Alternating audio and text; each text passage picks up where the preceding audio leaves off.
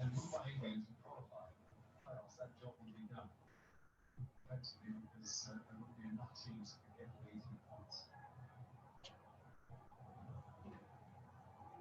Inter and play tomorrow night, they seem to be in the best of that fourth place. Okay, I'll be able to lose to Manchester. I wasn't happy about that. So much to play for. There it is, going straight again. Now the ground for a single. What an over this is from Pat Cummings. 1 wicket 0 1 1 1. Cummings 1 3 4.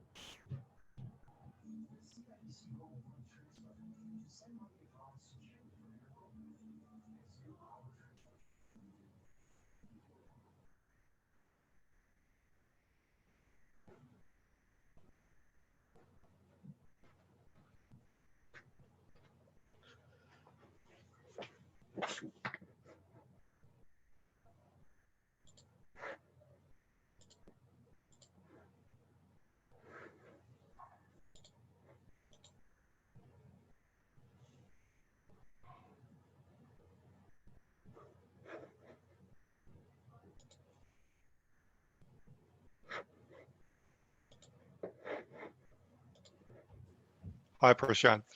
Hey, Mark. How are you? Good, thank you. Okay. Like your posters behind you. Oh, you know, you have one of them, right? In a different form. I do. Yes.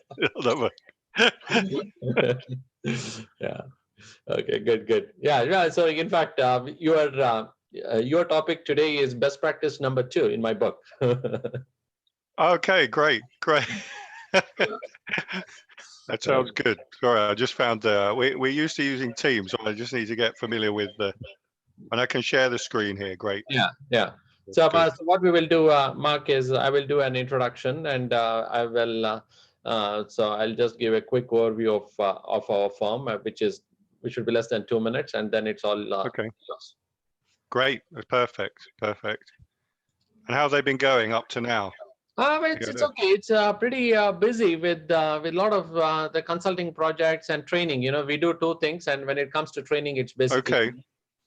So yeah. so this is yeah. So and has the book helped? Has the book helped with business? Do you think? Yeah, absolutely. You know, the book actually helps in building the credibility, right? Like yeah. Because the book per se, you hardly make any money from the book sales. Okay. It's a marketing tool, though. Absolutely. Yeah. Good.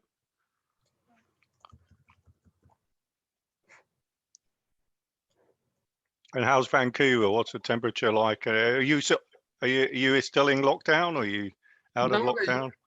So it's you know I'm in Calgary, but Pavana is in Vancouver. Okay. So today the temperature should be about 4 degrees, 5 degrees, but in the weekend it's expected to get better. But yeah, but it's not as cold as it looks in right. In UK. Yeah. Well, I'm happy. I'm in Gibraltar, so I'm a bit further south in the UK, and we have great weather. I went to swimming in the sea yesterday, so. Oh, okay. Yeah. So yeah, we're enjoying some great weather in October, which has been nice. Yeah. But yeah, the UK is cold. The mainland UK is cold too. Okay, good. So we still have people joining. So let's wait for another 2 minutes, Mark. We'll start at 11:31 by my time. So what's the time there, by the way? It's just coming up to 6:30. 6:30. So I'm in Central European time. Yeah. Okay.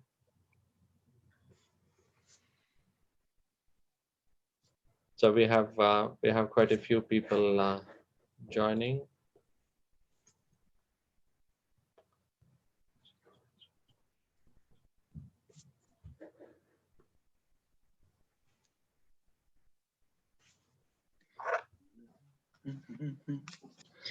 Morning, Prashant. Hello, Mark.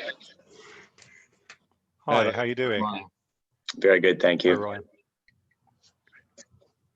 You got some nice sun coming through your window, which it's bright. It's bright, but I think it's just the lighting. I think we're in for a day of rain. Unfortunately. Okay. Yeah. So Ryan is our sales director. So he is based in Vancouver. So he joined us about 2 months back. So he was in Australia for a long time, for about 3 years, I believe, and he has moved back to Calgary, Canada. That's it. Okay. It's a right move. Yeah, it was a really good move. I was living in Melbourne, so obviously in the news for all the wrong reasons with coronavirus lockdowns and stuff. Yeah. So it was very, very tough to work and do anything there, and yeah, it was a good move to come home. Good. Yeah. They've been going into lockdown, haven't they? We're not. I've been in the office since July, but last week they recalled us back home because of cases going up here. I see. Okay. So Mark, I think we can get started. A few people might join later, but in that we'll get started. Is it okay, Mark? Yeah, absolutely fine. Okay. So welcome everybody for the 5th webinar from DBP Institute, which is also partnered or co-hosted by Intellergy, which is based in South Africa, as well as TechLink, which is based in Dallas.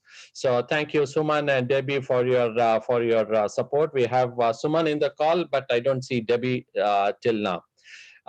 So about a quick overview of the firm DBP. So we are basically an education and a consulting company. So this we are tech agnostic, best of breed, vendor neutral data and analytics solution.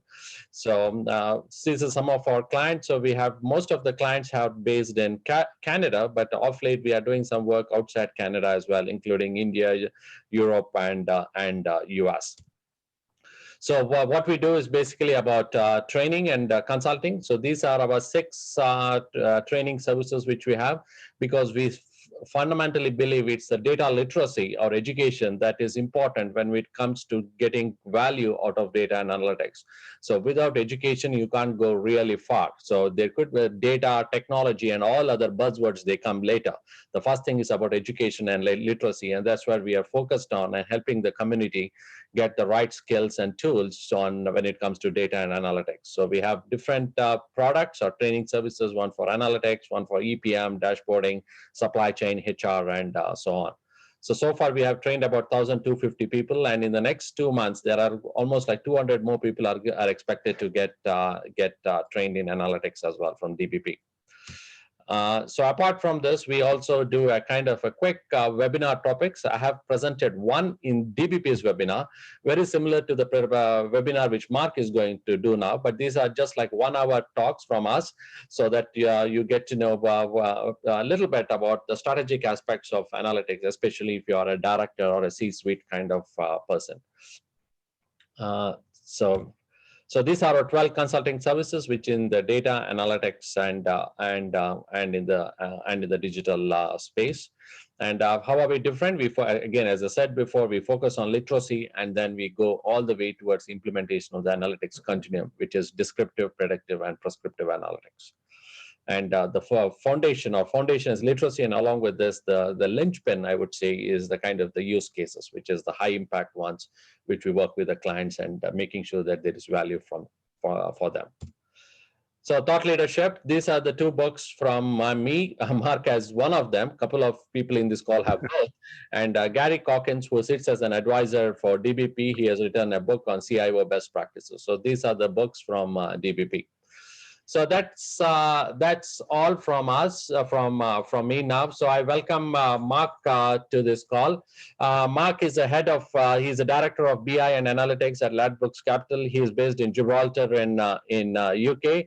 And I met Mark almost 6 months back. I was very intrigued with his thoughts and views on data and analytics, and how he is building a team especially for the analytics projects, given that most of the teams in the analytics world have got a very strong history when it comes to transactional systems and BI. But what kind of skill sets and mindset do you need when you manage analytics teams? And how are these analytics teams different from the BI teams, which is what Mark is going to talk now. Mark, welcome again. Thank you very much for your time. It's pretty late in UK now, 6:30 you just said, and the floor is yours. Thank you very much, Prashant. Yeah, I recall. So I'm going to just hopefully present my screen. Hopefully you can see that. Yeah. It's like great. We'll I'll just close that down. Okay, so where this is, as Prashant said, building high performance analytics teams. I'm fortunate to have built a number of teams in analytics right now. I have a team of about 40 people. And I, without a doubt, say what I've got right now is the best team I've ever had. So I'm riding high on the team I've got. We've also just hired a small sub team of 3 people. I've just done that. I hadn't done that for a while. Go out into the market and actually interview myself for well over a year or year and a half or so. And so that was a nice experience to see what was out there and talk to some new people. But those 6 are coming in, or 3 are coming in the next couple of months. So I'm excited about that too. So just a bit about me. I've been at GVC in its many forms through acquisitions and mergers and takeovers for 8 years now. So I started the journey of this team where this company had 0 in terms of analytics or data or a team, and so everything was built from scratch. So I have the nice experience of doing that and the failures along the way, which we all learn from. How would I describe myself? I'm an analyst driven by curiosity to know, and it's probably the reason I started talking to Prashant. Actually, I read his book, and there were some ideas in there that made me curious. I just want to know more about his views on those and everything.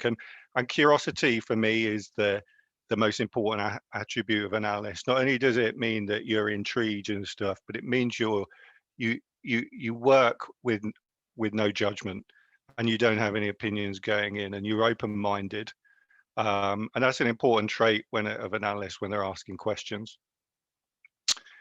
I'm also an ex-athlete, and ever since I was doing athletics, I did as a fresher in my undergraduate degree, and I went and found PhD students in biomechanics who are convinced to do his PhD in biomechanics of hurdling, which I was. So he would film all my hurdling techniques and digitize it for me. This was before data was even talked about, and so I'd spent my evenings analyzing that data, trying to improve my own hurdling technique. But I've lived in Gibraltar for 14 years, so it's a British overseas territory. I'm currently in the online gambling industry. I spent 7 years at DHL in the logistics, 4 of those kind of embedded in a McKinsey team of consultant analysts, and 1 year in the pharmaceutical industry. And since those years, yeah, data has become very popular, analytics become popular, and that wasn't the case when I started out. My likes, I like learning new things. I like traveling, which we can't do a lot of at the moment. I love the theater, which you can't do a lot at the moment either. Problem solving and coming up with trying new ideas. Those are the things I enjoy. So my agenda, quick introduction will be done. Now, most of this is going to start with a quick quiz around this. It's not going to be your typical quiz on analytics. So something we're going to join in. We're going to do most of this on Kahoot because I want it to be interactive. So as we go through, I'll be running some polls and everything else after the quick quiz and so on. And I think at the end we'll see who's the winner. Not every question is a right or wrong answer, by the way. Then we'll talk a bit about analytics teams and how I see them and think about them. We're going to team leaders. We're going to talk about team leaders and the importance of those and what they need to do. We've got collective intelligence and team interference I want to cover off, and hopefully I'll get time to introduce a puzzle, because decisions are our trade, and hopefully this puzzle shows how some decisions get interfered with, and then just a summary at the end. So I hope that's okay. Before I start and we go into Kahoot, because we're going to run this, I just want to make some of the ideas that are going to be presented in this presentation come from a number of different sources and people who have influenced me. My own experience, my failures and successes are a big part of it. Tim Galway, big influence over me, both with my athletes career, but I've also brought it into the business. What Tim has created is a way of accelerating the learning process.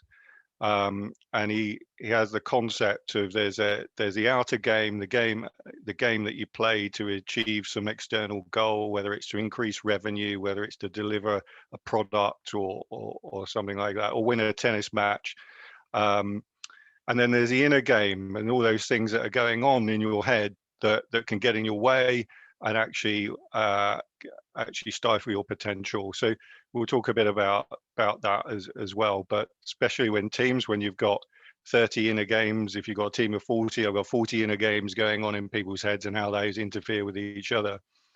Then you've got Tom DeMarco, and Tom I met when I was at university doing my master's. He was a traveling lecturer, and it was an evening lecture. I remember I was tired and I went to it, didn't know who he was at the time. And he comes from the IT background, but he's really a sociologist, I would say. And I was sitting in the audience about in row 4, and he was just standing there waiting for the lecture theatre to fill up. And all he had was a large pile of books on the table and a flip chart. There's no presentation or anything. And as I was waiting, I was getting tired. My eyes started to close and I must have kind of nodded off. And the next thing I heard was a big loud bang. I opened my eyes in a bit of shock, and he was looking at me smiling, and he basically said, now we're ready to start. And it was without doubt the best lecture I'd attended that year. So he's been a big influence, and I read a large amount of his books and kept in touch with what he's doing. Valerio Pascotto is a kind of an expert in teams and understands them in depth. Worked at places like some of the big car manufacturers for many years, developing and helping out with the best and brightest. And he introduced me to Amy Edmondson, who kind of coined the term psychological safety. And Amy's story is interesting because she was looking for patterns. She was actually not looking for anything to do with psychological safety. She was trying to look for patterns and correlations between teams and the quality of a team and mistakes in hospitals, mistakes made by hospitals. And the hypothesis was that actually the better the team, the fewer the mistakes. And after 6 months of gathering the data, she found she had a correlation, but the correlation was completely opposite to what she thought it would be. And actually the best teams saw more mistakes than the worst teams, and which created a puzzle for her. So it wasn't what she was expecting.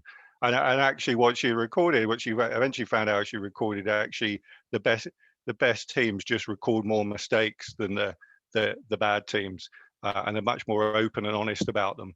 And that led into something called psychological safety, which we'll touch on in this. So I'm going to kick off. Hopefully everybody can see this. I need you to go to this URL or download the Kahoot app on your phone or your desktop, and just I will present a code. When you go to that URL, you will get a code, and I'll present up in the screen in a minute. And you can log on, and it's a good way to play along and also engage with the presentation, if that's okay. Hopefully everybody can hear that, and so hopefully everybody just write that URL down or go to the app, and you'll be asked to enter a PIN. And I'm going to start the Kahoot presentation now, and I'll bring on screen the PIN number. Just bear with me a second.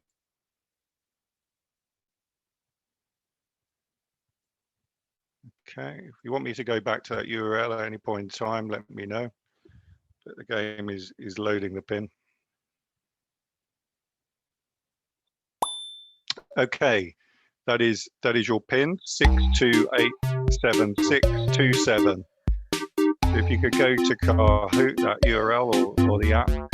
If you're in the app, right at the bottom, in the middle, you'll see an opportunity to put your pin in. Great.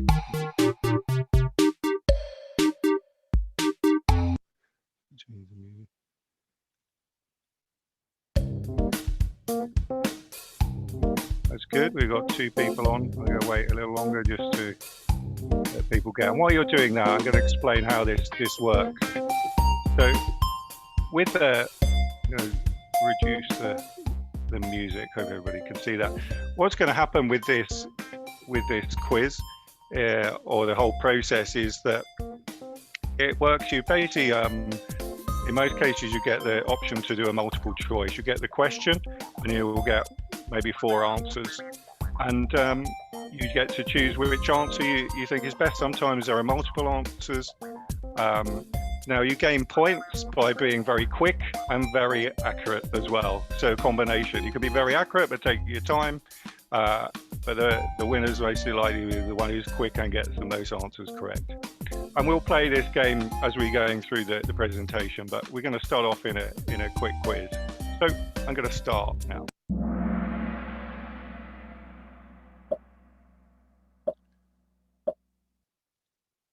There's no way to answer this time. So this is around social intelligence and an important variable in leading teams and being part of a team.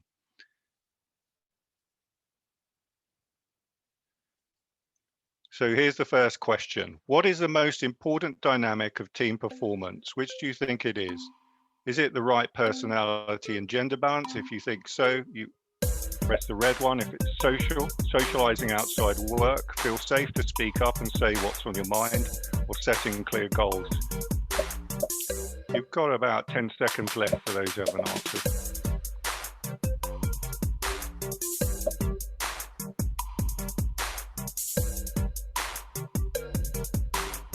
Any more answers? Okay, we've got 8 answers, which is good, and 4 people got that correct. Well done. Feel safe to speak up and say what's on your mind, which is incredibly important. And so YP takes the lead. Well done, YP, for getting that done quick. No need to answer this time. So yeah, do you feel safe to what you say, to say what's on your mind at work? And the experience of feeling able to speak up with relevant ideas, questions and concerns is so incredibly important. And there are examples where airplanes have crashed because the co-pilot or someone has not felt safe to speak up. Sounds crazy, but it has actually happened. Probably one of the biggest crashes of all time. That was the reason why. Financial institutions have fallen as a result. Hospital patients have died, and large car makers, in the example of Volkswagen, disgraced because of employers unable to speak up. And I think even in the Watergate scandal, in the case there, the judge asked, so if you knew what you was doing was wrong, why did you not speak up and say so? And he says, I was trying to be a good team player, which is ironic, really. But yeah, incredibly important and difficult to do is to create an environment where everybody feels safe up. And the problem when you don't do it, you don't know what people haven't said because it's not transparent. So very, very difficult to measure. Next question. Next few questions are a bit interesting. It's all about your eyes. So what emotion are the eyes showing? So you look at the guy in the middle. Are they showing jealousy, panicked, arrogant, or hateful? No answers yet. Oh, come on. Yeah, good answers. Look at his eyes. What do you think they're showing?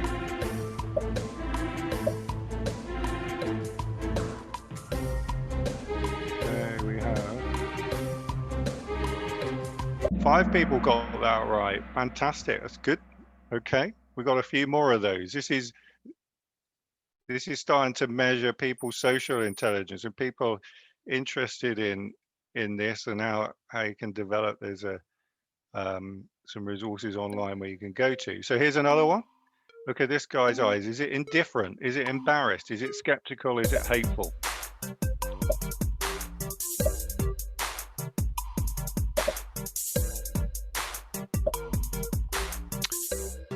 Someone slow to answer. 10 seconds to go.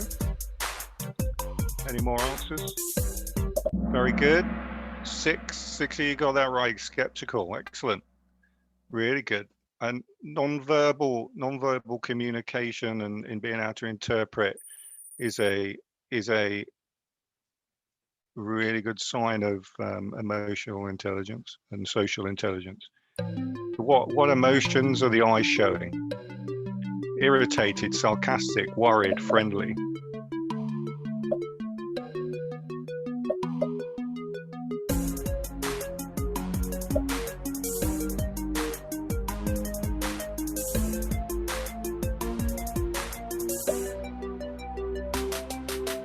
Okay, 7 of you got that right. Worried, very good. We got a good group here. We got an excellent group. Now maybe KG, you are on fire. Really good, KG. RY in second place, going up. One more in the eyes. This is the last one. What emotion are the eyes showing? Is it aghast? Is it fantasizing? Is it impatient? Is it alarmed?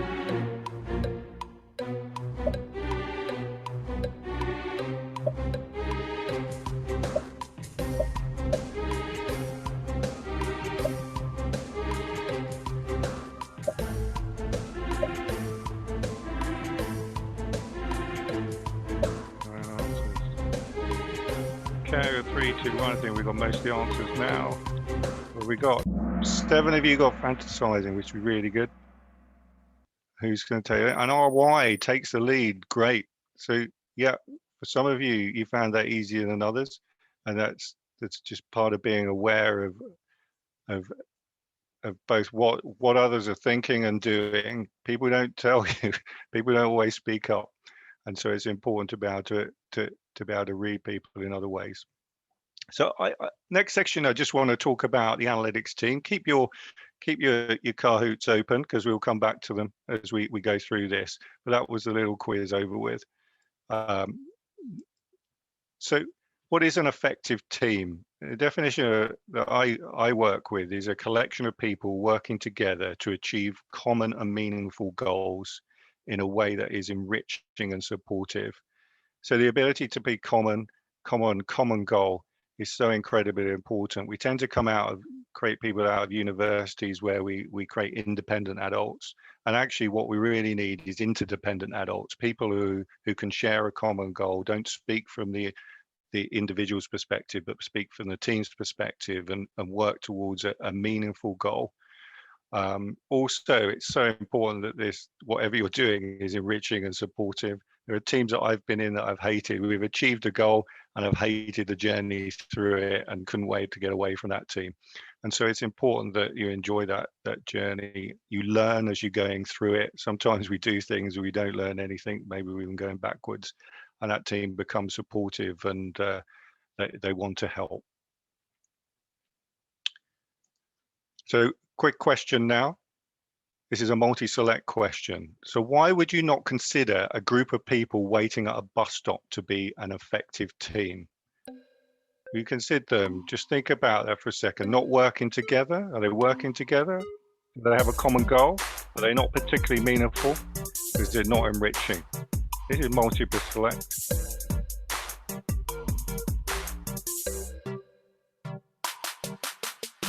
We've got one answer so far. Anybody? Just have a go.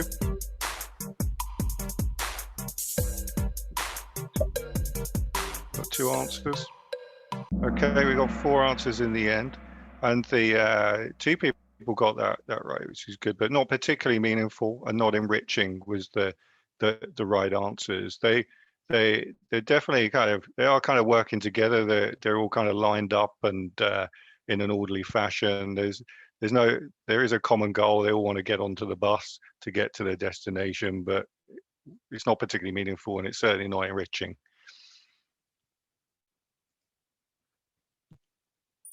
Jatin makes the ground up in that question. Well done.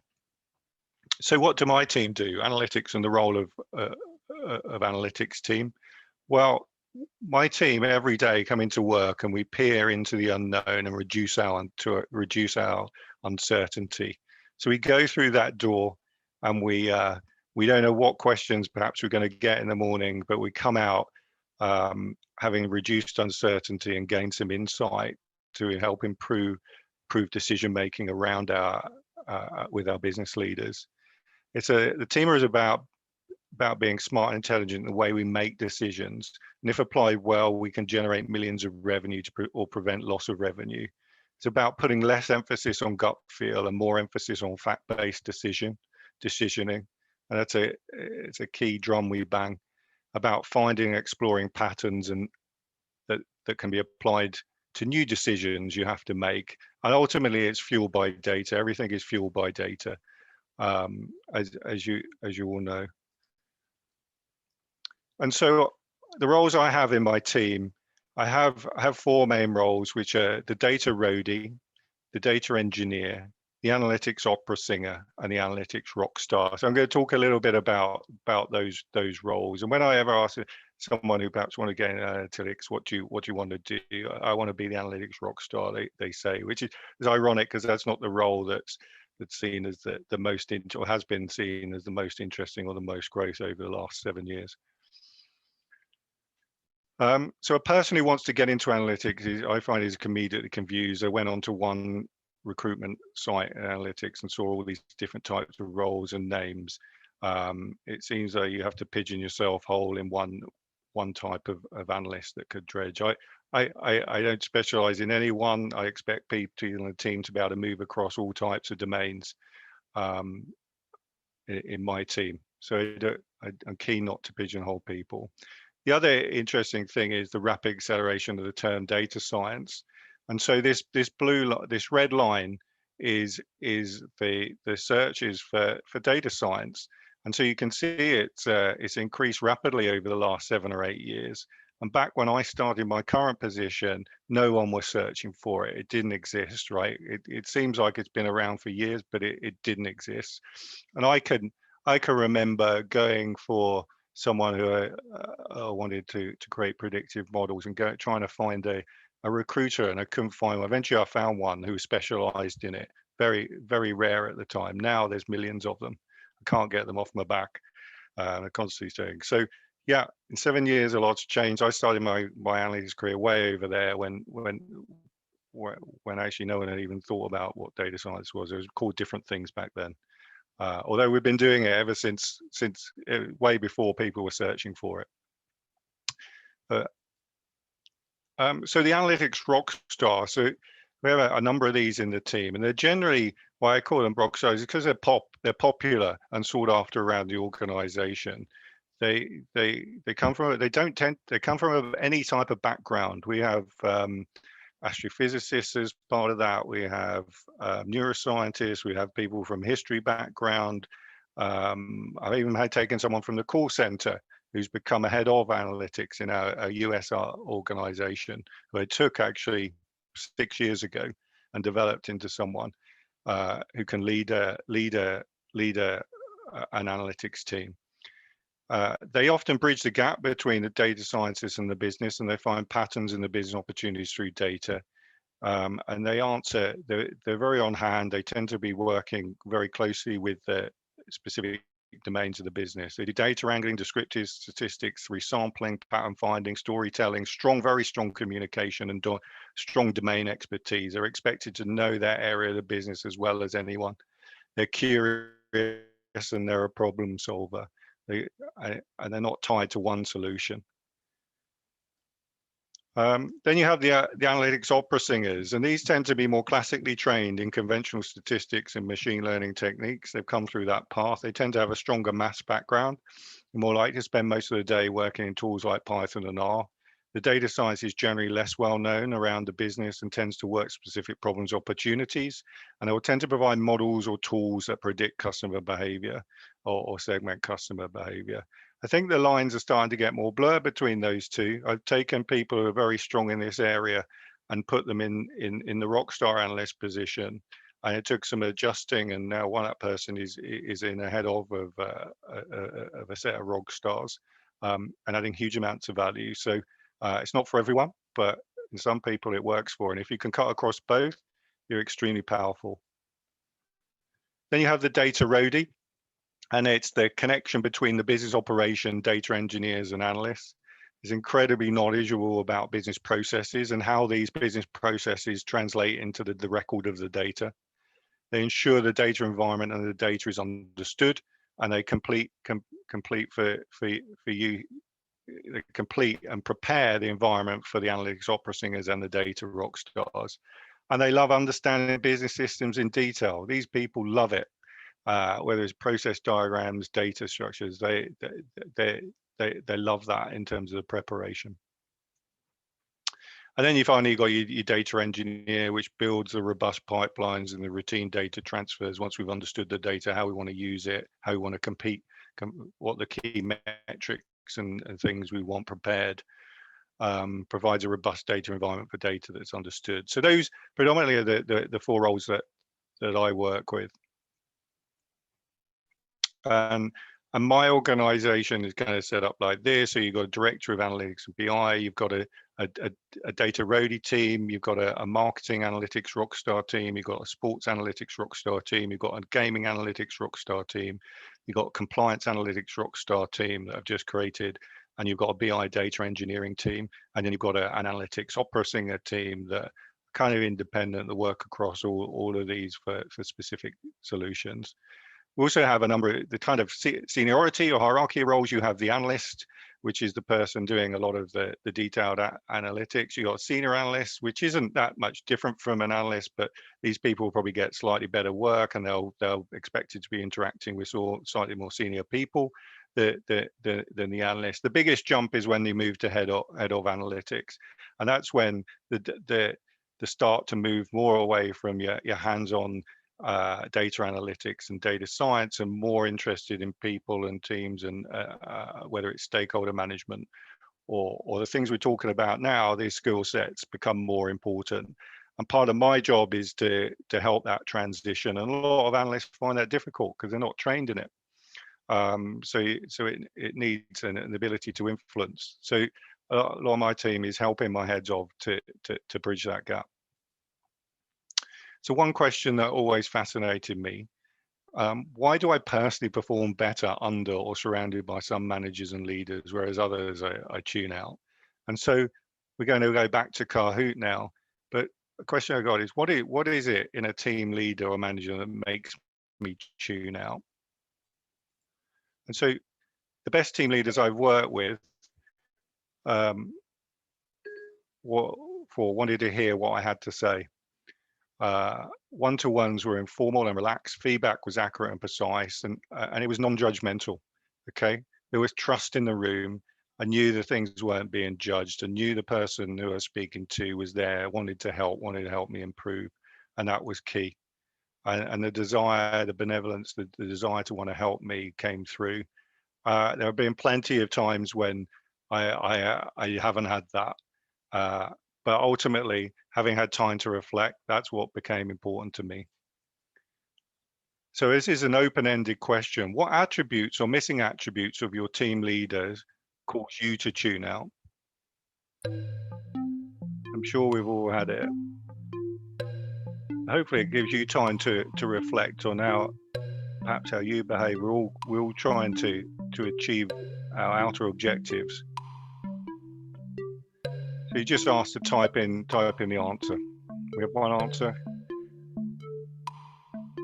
two answers. Just type in what you think.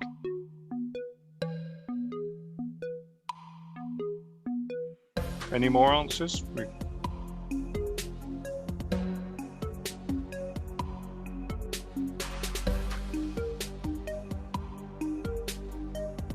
Three answers now.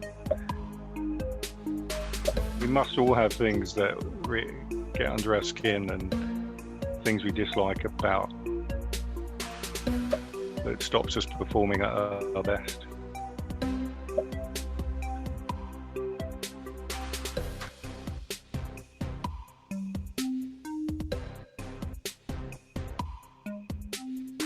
Okay, I'm going to move on. So we have 6 answers. Interesting to see what we've got. Show answers. So trust issues, very generic feedbacks. Expertise, okay, interesting. Yeah, that you have some, that the person you're speaking to knows what they're talking about is important. Micromanagement, yeah, I hate that. And actually is where you often given instructions rather than giving a problem. Lack of engagement, yeah, not interested. Indifference, I like that. It's a good one when the team leader takes a negative stance or shows indifference. Nice. Yeah, a lack of EQ. Very good. Good points. Thank you.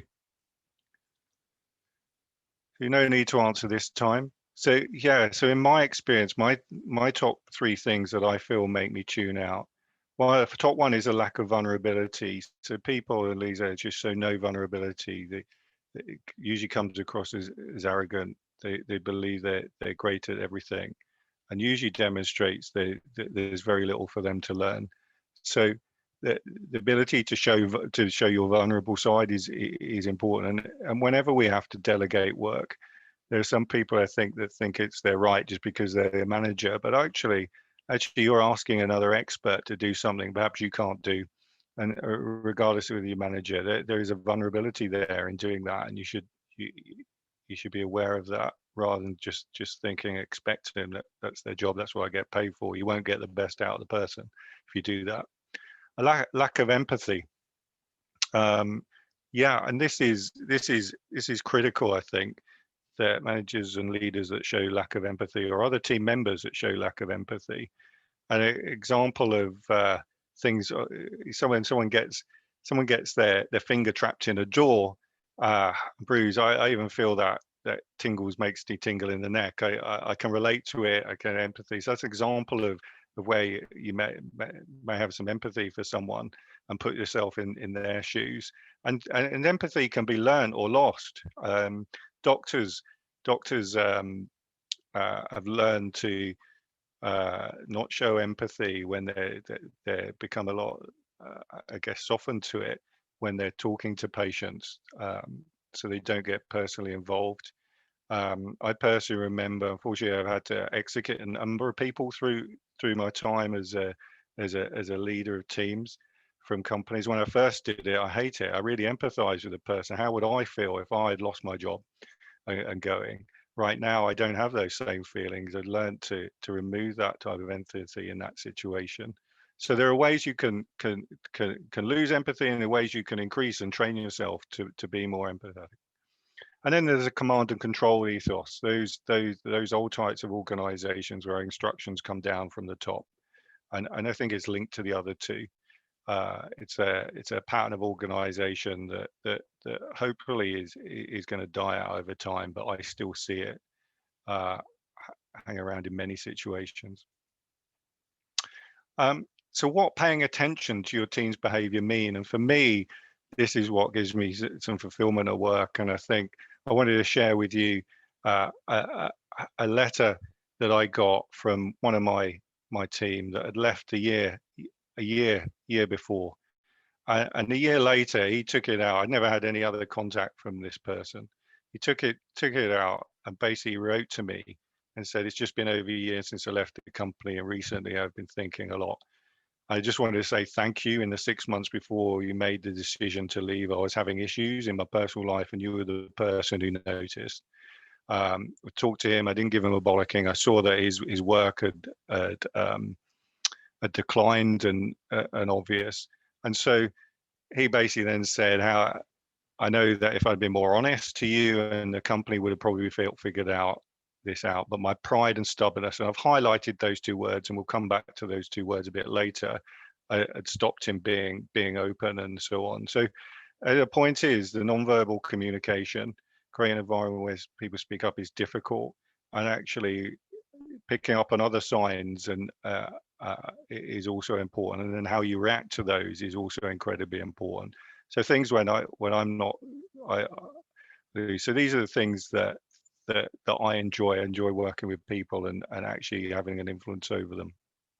And then trust. So if I decide I trust each person who's part of my team, So like this guy, if I choose to trust them, it means I trust them to make mistakes and fail. If I choose I cannot trust them, I will part company, because it's not healthy to have someone you don't trust in your team doing that. Failing or making a mistake is not a reason to part company. How the individual responds to that mistake and their character is what matters. However, people can make lots of mistakes, and so long as they are all different types of mistakes and don't keep repeating the same mistake, it's fine. If you get someone who keeps repeating the same mistake after coaching and communication, then you do have a problem. So are you paying attention? Awareness, being aware. People are feeling, thinking, saying, or doing, or not doing, as the case may be in terms of that letter. It is critical to create high performance teams, and people have got to be switched on, not just focused on the objective of the goal and actually are we achieving it. People are looking around. Are people aware of what others in the team are feeling, and do they care? Is one of the key things. So look, I've got a little task here for everyone. Keep track of the chocolate and tell me which cup it is under, please. Hopefully you can see that. There's two. I'm going to say. Hopefully you can hear the lady speaking, so I don't. If you can't hear the lady speaking, please tell me. So she has put a chocolate under one of the cups, and now you're asked to follow it, and you'll be asked to say which one it was.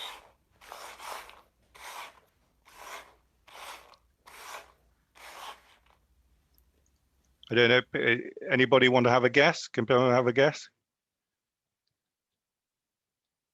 Someone must have a guess. No, come off a mute and have a guess. Is it the middle one? The middle one, good. Okay, let's have a go.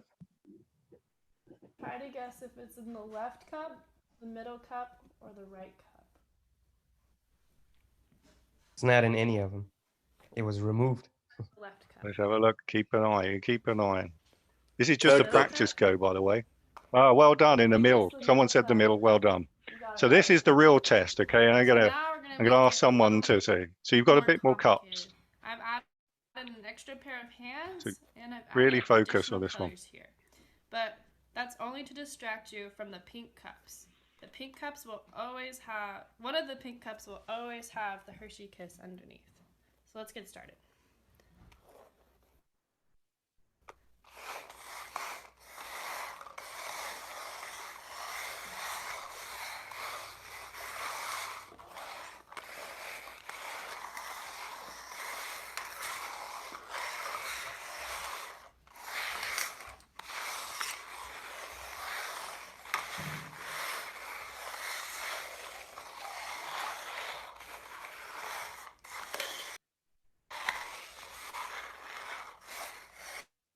Okay. Ryan, do you want to have a guess which one it's under? I'll just come say off the middle mute. one again. The middle one again. Okay. Anybody else disagree with the middle one? I want to have another go. Okay. We'll go with the middle one. Let's see. So can you guess where the Hershey Kiss is? Ooh, right. Missed that one. Did anybody get that? Hopefully got that. So some of you may have got that. Okay. What I want to know, actually, did you see the duck? Did anybody see the duck? There's the duck. Anybody see the duck? Or did you miss the duck? No, So if you saw, it's the duck. Okay. So if you did you see the fifth hand that came into the video? If you look up on the top left, there's a guy with a watch hand come in. Anybody see the fifth hand? Yeah. Nope. And so if anybody saw the fifth hand and the duck, what about, did you see that the blue cups changed to green? Anybody saw the blue cups change to green? They're the blue and now they're green. And so that's it's a bit about attention, but actually what it shows is that when we're concentrating and trying to get things out, we miss other things that are happening around the team. And actually our brains actually, when people are track the actual eye movements. They're actually looking at the duck. They see the fifth hand, but they don't register it. Okay, it's not actually recorded in the brain, and so we actually miss it. And so that is a pattern. So we have our expectations of what things will be. We don't expect a duck, and therefore the brain kind of dismisses it. And so this is important in team formation. We try to achieve a goal, but actually there are other aspects you need to look out for, and you need to put in strategies and be aware of that to be able to pick up on those things. And they're so important. They're so important. That was just a bit of fun to try and demonstrate that. So how we interfere with our own and collective performance, including how we make decisions. And I think it's coming back to that, the advancements in neuroscience are so quick, and we're starting to understand what the brain is. And our trade is about decision making and how we interfere with that. And so it's important, in my view, for us to be able to keep pace of that, as well as the other technical side of things we do. So I want to talk a bit about social and collective intelligence. And some quotes I like is, nobody is as smart as everyone or everybody. And in a room full of smart people, IQ tells you nothing as to who's the smartest. And the IQ bar isn't actually that high. Okay. And so while high performance teams are drivers of success in analytics, building such teams can be elusive. Simply hiring a group of smart individuals is not a reliable recipe. And collecting intelligence is not highly correlated to individual intelligence. So in a group, and so very high collective intelligence does not mean that a group of very high intelligent people come together, and that's really important. Okay, and I want my teams to, and it's all about this movement from us being independent, us wanting to be the best, and we're conditioned to do that. Our parents tried to get us the best, right? Our school teachers, we wanted to be the head boy or the head girl. We wanted to get the best grade and stuff. This isn't about that. This is about how interdependently work together, and collectively we are going to be the best. And I don't need to stand out to do that. And that's a tough skill to have and to change within yourself. I want my teams to strive toward excellence. Individual accolades mean little to me. I'm interested in what the team do as a whole. And the most important variable that I recruit for is, does this person have the character to put down their personal ego and get the best out of the team?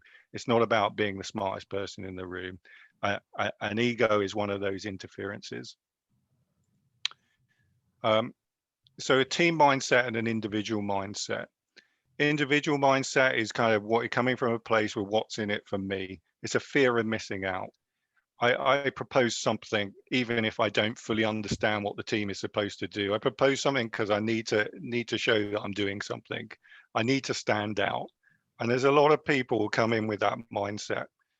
We're conditioned to do it. The team mindset in opposition says, how can I support the team? That's the mindset I go in. I feel honored to be part of the team, and I'm open to be inspired by others in the team. I've got something to learn from these people. It's just not me talking. I need to generally care about my fellow team members, my team and my family. And actually the concept of the head coach of the Seattle Seahawks, Pete Carroll, talks about his team as his family. He's one of the most successful coaches ever in American football. And he works with his family. Sometimes I need to be quiet and take a back seat. I don't need to be speaking all the time. I don't need to be the one in the limelight. If someone does something that irritates me, can I stand back and consider that their actions are actually coming from an intent of wanting to help and make a difference rather than just to irritate me? And that again is tough to do, especially when you're wound up and the emotions are coming through. The three main factors of collective intelligence are empathy. It's the ability of team members to understand what others are feeling and thinking. And without empathy, you can't show compassion. The other key thing is, and this is things you can look at and understand and change within your own teams, more equally distributed communication. Do one or two people do most of the talking, or is it shared relatively equally between the team members, including the leader? Are you the leader doing all the people in your team doing most of the talking? If that's the case, you have lots of opportunity to improve. And I see this a lot of the time. There are some people who just like their voice, and actually they're not team members. They're coming from the point of I rather than us. And then there's the fairness of work distribution. Have we distributed the work fairly, or is that going to one or two? And is one or two getting all the best work? Three key aspects that anybody can work on to help improve the bar of the team. So the inner game equation, which came from Tim Galway, and so we have an equation for this, which as analysts we would like, but performance equals potential minus interference. And our performance is the measure of success in relation to goal, whatever we choose that goal to be. And our potential is what's possible. It's all the things we've been educated to do, all the things we've learned, that the actual potential, in order to release it, you've got to reduce the interference, the things that get in the way. And the things that get in the way, we will talk about in a minute. And so these examples are interfere with the performance. It's self-doubt. Our own self-doubt gets in the way. It stops us achieving or stops us unlocking our full potential.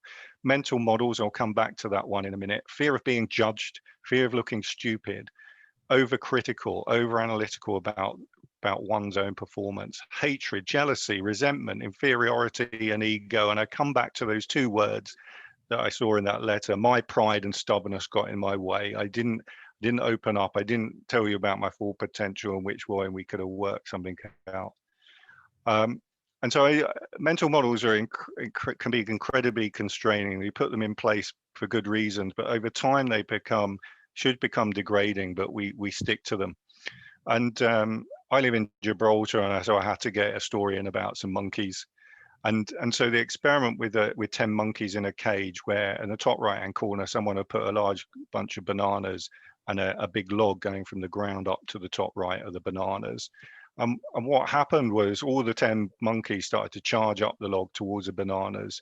But part of the experiment was that actually as they started to get close, they got scalded with hot water, at which point they fell back and never got to the bananas. They kept trying until eventually they gave up. This was no good.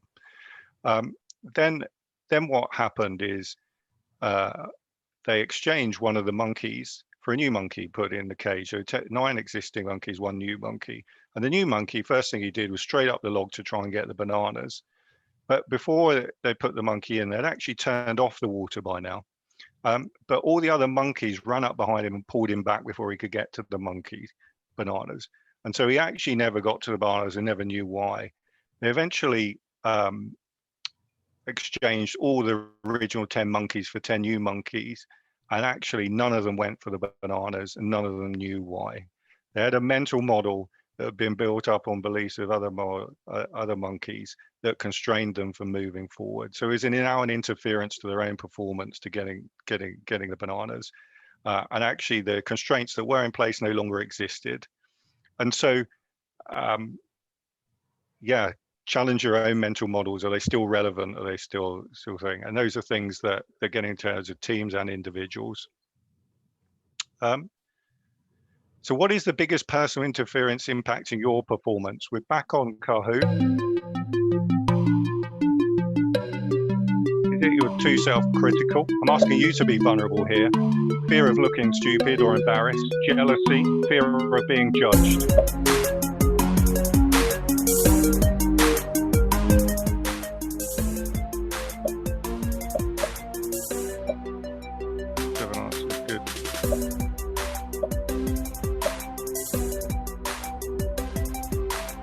Okay, a nice even spread. The biggest one, fear of looking stupid or embarrassed. Yes, too self-critical, fear of being judged. And it's interesting, the fear of looking stupid or embarrassed. So Valerio, he went to one of the big car manufacturers and he took the biggest and brightest. And actually, he soon worked out is that when he was lecturing and stuff, and he made things confusing on purpose to be unclear and stuff, just to see what the response was. And he found that even though these really bright people, they would not ask questions in front of others, because what he soon worked out was that if you ask questions, the people who don't ask questions have understood it, apparently. The belief is that they've understood and they're clever. If you ask questions, it shows you didn't understand, maybe weren't listening, and so on. So our fear of looking stupid or embarrassed in front of other people is an interference and stops us learning. So team aside was the other. We talked about Tom DeMarco. Team Aside was built under the belief that there's no magic wand to turn a group of people into high performance teams, but there are things that you can do that will kill your chances of it happening.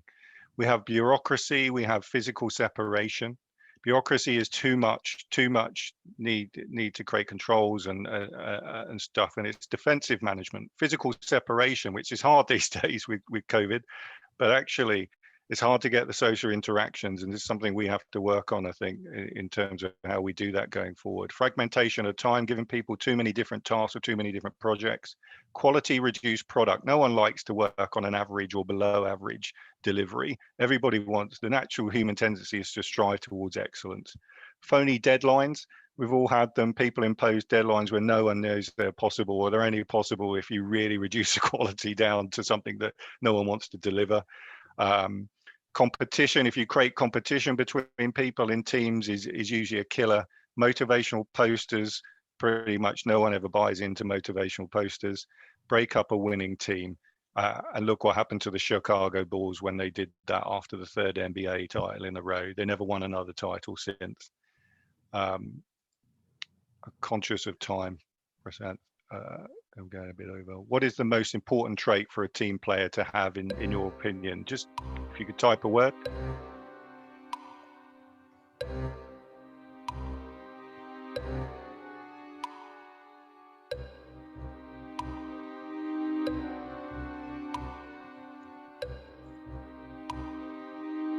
No answers this time? Oh, we're getting some answers.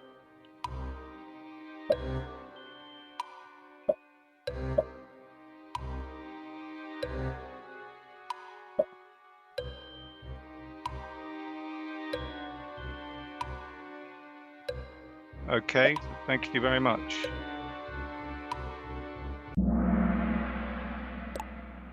Dedication, support and patience, empathy, respect for all, like that.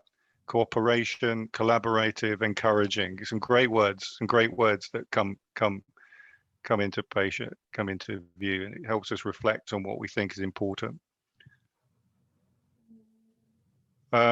So examples of team interference, playing politics, personal preference over common goal. We all believe that we don't play politics, but it's very easy to, as you're debating and discussing, to start to come to an opinion on something that maybe isn't shared by everybody in the room, and then the next step is to find other people in that group with a similar opinion, and suddenly you have a divide.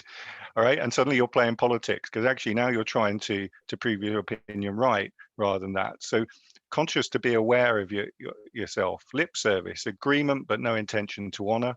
Social loafing is something that I have done as well, and I'm not that proud of it, but when you look back, is when someone will put in more effort into being assigned an individual task as opposed to when the same task is given to the team. Understanding why people do that, they're probably, a number of those things in collective intelligence probably left out. They're not being asked to speak, they're probably given the worst work, but there was usually a reason for that. And they indulge in ambiguity. Clarity is sacrifice leading to poor decisions. We're all interferences. Over a quick poll, which do you feel is the most destructive team interference? Evaluation apprehension, fear of speaking up, social loafing, lip service.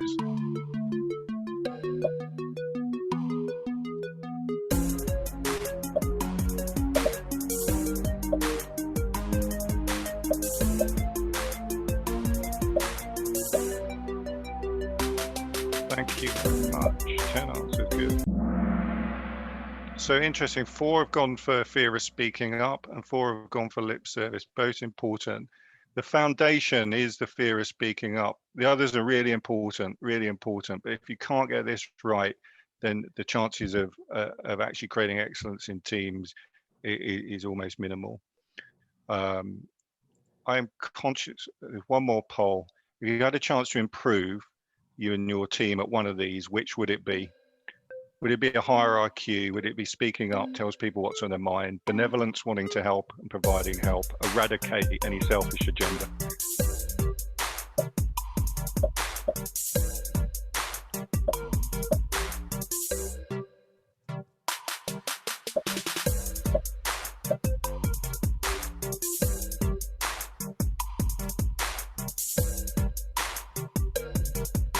Okay, thank you. So speaking up tells people what's on their mind. That's brilliant. I think it's so important. It's something to reflect on. If people haven't read the book, Amy Edmondson's Fearless Organization, I'd very much encourage you to do it. It's one of the best leadership books I have read in a while, massively. Prashanth, I'm conscious that I'm overrunning. Do you want me to wrap up? I've got a few more slides to do. No, you could go, if you are okay with the time, Mark, you can go ahead. Because yeah, I probably got another 5 or 10 minutes if that's okay. Yeah, it's okay. If people want to drop off, they can drop off because the session is recorded and they'll get the recording. Thank you very much. Yeah. Thank you very much. So the flow, what motives motivates your people. So this is an interesting model. Look, Tim Gallwey asked the question of the people he coaches. He says, ask a tennis player, why do you play tennis? And often the answer is, I play to win, right? I play to win. And so the question he then returns, so why don't you just pick the worst tennis player to play each time so you can be sure of winning? At which point they go quiet. All right, and that's not the point of most people play tennis to win, and it would soon get bored and apathy. And so this model here is a skill level, your own skill level at something, if it's low or high, and the challenge level of the task, whether it's low or high. And so if you're playing tennis where your skill level is pretty high and your opponent is pretty low, you get bored and you're just going to give up. And our whole objective is to try and get people into the flow area where you match their skill level is high and the challenge level is also relatively high, but not match where your skill level is relatively low and your challenge level is high, which is where you create anxiety. And so flow area is where we perform at our best and where we have the most enjoyment. And so if you can get your team into that area, they'll love it. They'll love it. They'll absolutely love what they do, and they'll enjoy, they'll be learning and progressing. So this is a multi-select quiz. On average, how would I rate my team members in terms of understanding their impact on others displaying empathy? Just think about your own 10 members. Would you consider them poor, average, and yourself fairly good, exceptional? How good are we at doing that?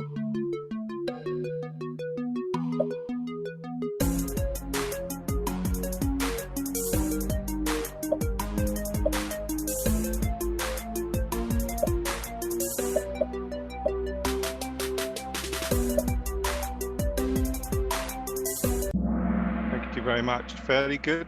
A lot of you. 5 is excellent. Average and exceptional. Some people. That's amazing. That'd be exceptional. I'm really impressed. It's great. Decisions are our business. So what interferes with them? So this is just a puzzle I want to give you, and it's starting to change. It finishes off our conversation really to you to take away with. And get into the puzzle, get your feeling. So I'm going to explain the situation. I'm going to show you a picture. There are going to be three questions, and I'm going to show you a picture. And I'm just going to ask you what you would do in your decision. Do you pull the lever to change the tracks is the question. Basically, this is your picture. Basically, you are standing here by this lever. You observe there's a group of 5 people on the train tracks who have got soundproof ear muffs on, and they're looking in the opposite direction to which the train is coming. This train is coming so fast it's going to hit them in around 5 seconds. You have a bit longer to make the decision.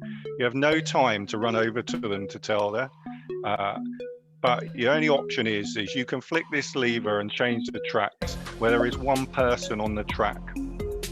What do you do? Do you pull the lever, or do you not get involved and let the train hit the group of 5?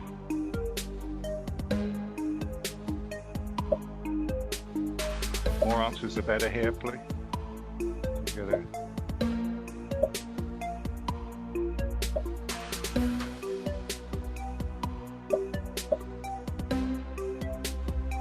Great. Anybody else want to answer? Okay, I'm going to move on, see what we get. So, okay, 4 people pulled the lever, 5 chose not to. Nice, thank you. Right. So next question. There's no right or wrong. It's just how you make the decision. So this time, do you push the stranger off the bridge onto the tracks to stop the train? So now you're up on the bridge rather than down the lever. You are next to a guy who is 6'5", who's got a massive rucksack on his back, but he's leaning right over the rails. You're the same situation where the guy is. Do you push him off, knowing that it will stop the train? Are you confident that it'll stop the train, or do you let it hit the group of 5?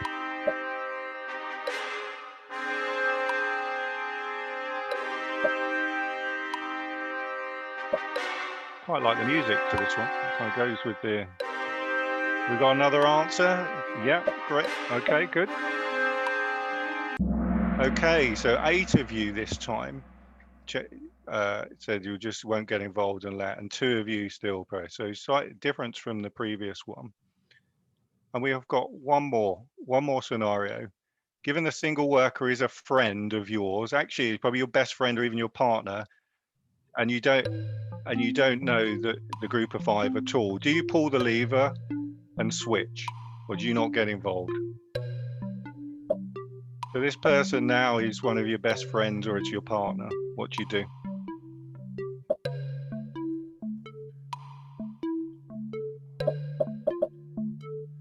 7 answers. A couple more people. Decision's getting tougher, right? Anybody else, or should I? Anybody else going to go for it? 10. Okay, cool. 5 and 5. Interesting. It came back. Still 5 pulled the lever. So what is interesting in that? It's an odd situation at the end, but actually, the emotional situation changed how we made the decision. The actual decision was exactly the same. You had to make, and this is. But the emotional context has changed, and especially in the second one to the first one and this one, you made a difference. You went to 8 to 2, and we got 5 to 5 here and 5 to 4. Rarely happens this year, but actually, I've noticed in my career that understanding the emotional context of the decision maker is incredibly important in how you present your analytics. It's not just about the data, unfortunately. People are influenced by the emotional context they're in. It could be that they have invested a lot of time in the treatment of what you're measuring. And so I always ask the question, even before I start the analysis, what do you expect? What do you expect the result to be? And start to dig under why, even before the analysis, and that helps you prepare with the answer. So I enjoy those 3 questions. They're a bit odd, but so just to summarize, most important team dynamic factor: feel safe to speak up and say what's on your mind. To be an analytics leader, your social and collective intelligence skills become more important than your pure Python, SQL, or statistics knowledge. As an analytics leader, remain aware, approachable, and create the inner desire to understand people if you want the best analytics team.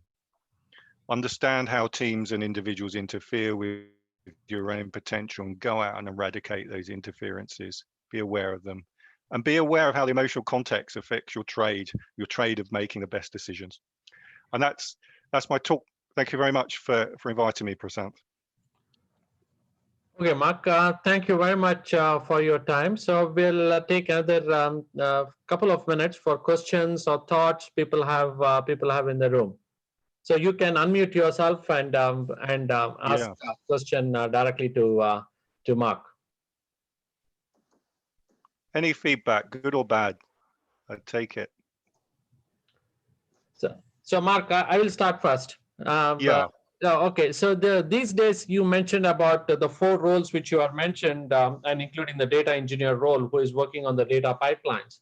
So given the way the technology is changing pretty quickly, and the importance of the cloud data warehouses like BigQuery and Snowflake and all coming into the picture, what do you see the role of the data engineer evolving or changing? How do you see the role of the data engineer changing in the next few years? Yeah, I think the engineer becomes playing a lesser role than what he's perhaps paid in the past, and actually is being cruxed. And actually, you often see them actually as a bottleneck if you want data. And so we kind of expect access to all our data. I want access to everything. And that means, and I want it fast, and I don't want to have to wait. And so bringing all that into whether it's Snowflake or BigQuery as much as possible, letting the analysts explore it so they don't get constrained. And then once they've explored it and they found a use for it, and it maybe want to be operational and they want that data available to everyone, at that point, we want a more robust pipeline coming in, and that's delivered. So I say them playing a more specific role somewhere in the middle of the process or towards the end of the process, rather than today, or historically, where it's always been at the beginning. I had to wait for one of these engineers to come in and give me access to data. I see that's where it's perhaps changing. Okay. And that's a mindset change as well within the people who play those roles. Okay. Thanks, kind Mark. of following on from that, Mark, okay? I guess if you look at other members of a team, so analytic translators or data translators, a bunch of different names for it. I don't know if you've got those in your team or if you've seen that come through yet, but that seems to be a position that's becoming more and more popular, and that's the bridge between the technical data people and the business. Do you think that's a growing area, or with all these self-service data tools coming out, is that going to kind of go by the wayside? No, I think it is massive, and I'd say that is, for me, that is the Rockstar. The Rockstar analyst provides that capability. They understand the data, they understand the business, and they understand how it connects. I've seen lots of mistakes where I've seen senior people looking at something and the way they've interpreted it is wrong. I had to go and step in and help. And that can be. So I think, yeah, the Rockstar analyst is that person in my mind. And I know we you hear these things like the data science is the sexiest job in the world or whatever. And I think it's been new. My personal view, that view has been and sensationalized a bit. And I think it's more, you see that role becoming it's more prescriptive. You see them auto ML and things like that. And actually some of those things that the Rockstar analysts could do themselves quickly with the tools now. It may not be robust, it may not be quite the best you can do it, but actually the ideas and the right solution should come from those and bridging the gap. And then the data science comes in, right, to do the productionization and the real model at the end. Yeah. So I think it's incredibly important role. It's an incredibly important role that I've invested a lot in. It's where I have the Rockstar analyst is where I have most of my people. Gotcha. And they do that translation. And that's why I say they're popular, because they understand the business, they build credibility, and so on. And they're people, if we produce a model, that are people who will be confident in the output of the model before it goes to any business operations user. And it's their job to influence the business to use it. Yeah, good question. Last question for you, if I could. When you started your journey in analytics, and we didn't call it data science and things like that, yeah, were you just statisticians? What did you call yourself? Yeah, do you know what? I don't. So I worked in a large IT. I worked in an IT group for a long time. I haven't worked for IT for about probably about 16 years. Actually, I've moved more and more away from it, and so. Yeah, I'm not. Do you know what? I can't remember what my formal titles are. I was an analyst, but I was tending to be I was in a large organization, DHL, and I was in IT. I was the only real analyst, and I struggle with IT because I thought, actually, it's all about tech and nothing about information and data. Right. And so I've always got that's always going through my head. And so I see here's a guy, a cup of tea. Everybody's interested in the teacup. I'm the only guy interested in the tea. And so I do work for the global chief information officer and stuff, because I was the only person with that sort of mindset or skill set that was being encouraged to do it. I think so. Yeah, I was pretty much a lone guy, and I was working with a team of management consultants who have come from our external, and they provided the analytical skills. We have very few internal within the organization, which is very different to what organizations are set up now to do. Yeah. Okay. I think we will wrap up now. So before we let you go, Mark, we have a kind of a tradition where we take a group picture. Is it okay if you take a picture and share it in social media? Absolutely fine. Yes. Okay. So for people, if you want your pictures to be there, turn on your camera. If not, everybody turn on the camera. Yeah. Yeah. So I'll just take away that. Be vulnerable. Be vulnerable. Turn on your camera. Yeah. Just wait for another 5 seconds for people who are still turning on. Hi, Yolandi. I'm seeing you for the first time. Though you took my course, I never seen you. Yes. Hi, everyone. Hi. And you are the winner today in the quiz. Oh, well done. I think I was good. I was almost there. Actually, I never looked at that at the end, did I? Yeah. I'll send around who's the winner if anybody's interested. Yeah. Okay, good. Just 1 second. Look at the camera. I'll take a screenshot. 1, 2, 3, go. Okay, Mark, thank you very much. And if you need the recording, let me know. I will send you the Zoom link and the passcode. Yeah, that would be great. Thank you very much, everyone. Good to speak to you. Okay. Thanks, Mark. It was a great presentation. Mark. See ya. Thank you. Bye. Thanks. Bye, everyone.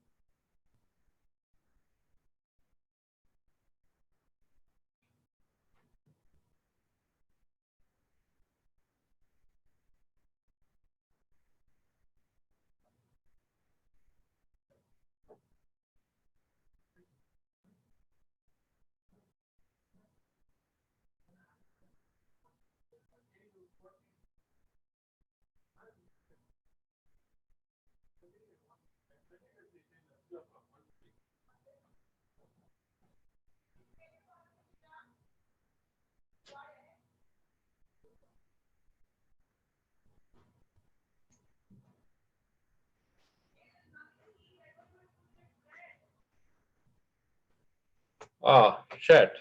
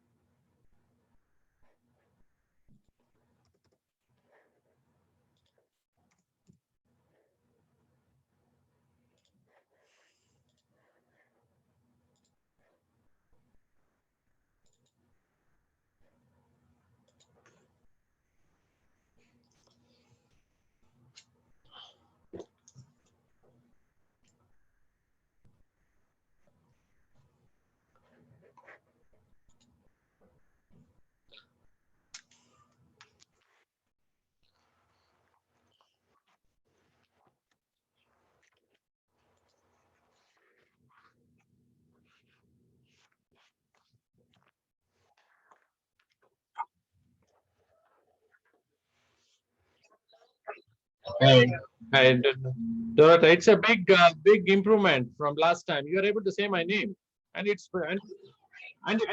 said it perfectly. Yeah. Just like how my parents would call me.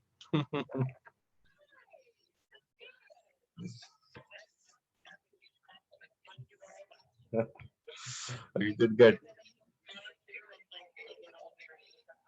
Yeah. Oh, wow.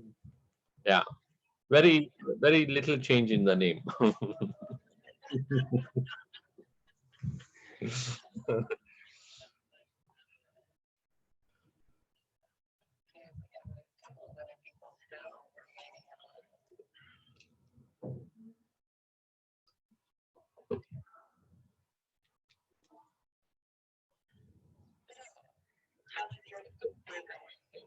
It's okay. We had our monthly webinar which we run every last Thursday of the month. So today we had it. It's mainly on data and analytics, where we call some people to share their thoughts. So today we had somebody from UK talking about how to run analytics teams. So we just finished it, and I just sent him a thank you note for his help and everything. Yeah.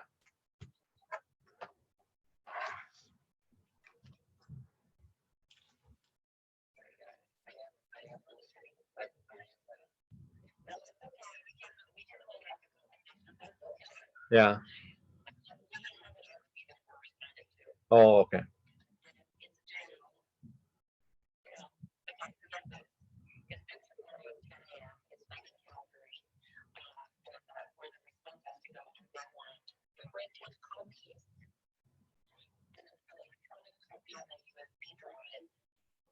Yeah. Is it a government? Is it a government organization? Government. Yeah.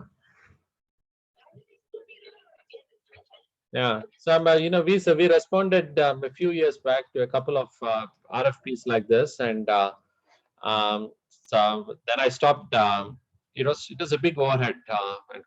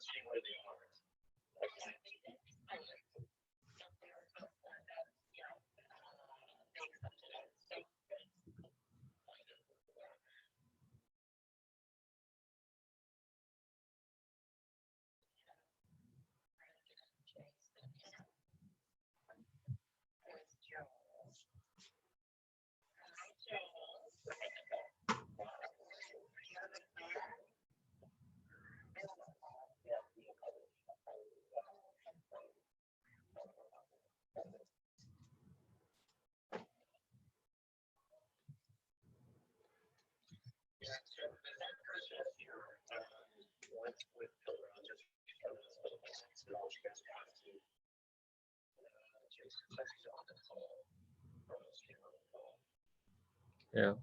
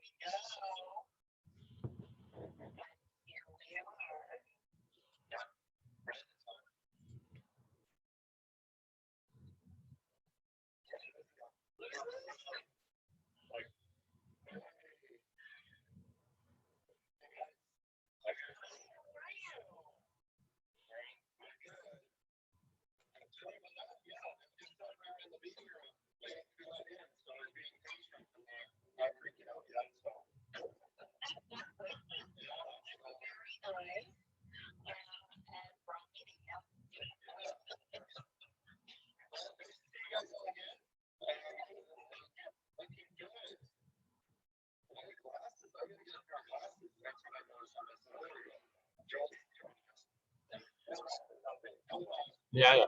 So the yeah.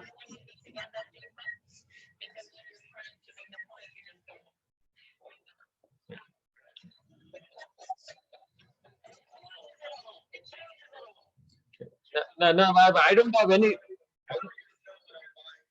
Yeah. No, even I don't have any power, but I'm just wearing it because people don't listen to me. Because if I wear the glasses, people think I'm old and people listen. Yeah.